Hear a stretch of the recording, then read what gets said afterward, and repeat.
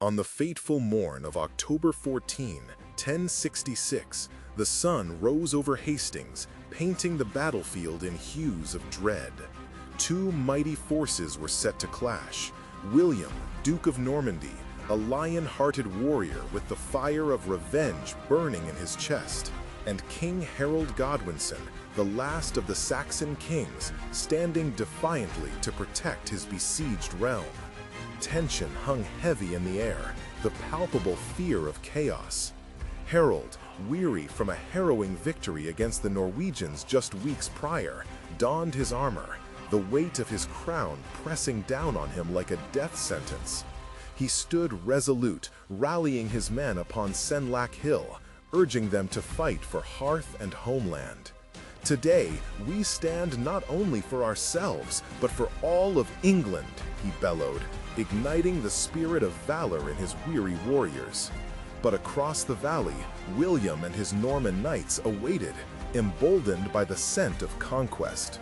"With valor, we reclaim what is ours," he roared. His forces surged forward, a wave of steel and ambition crashing against the Saxon front. Clash! The air erupted with the cries of battle, swords meeting shields in a cacophony of chaos.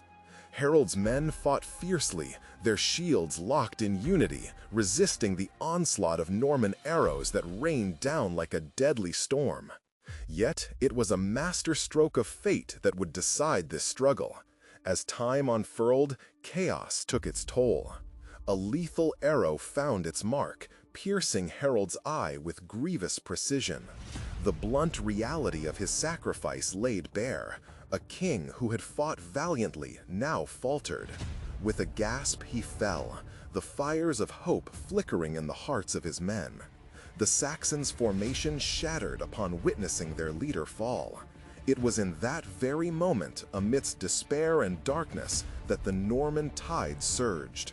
With a final rallying cry, William pursued the fleeing Saxons. The ground that had been soaked in blood and sacrifice now soaked in the legacy of conquest. Hastings would mark the end of Saxon rule, birthing a new era of Norman dominion. The echoes of this day would thunder through the ages, a testament to the courage of men who faced fate without flinching.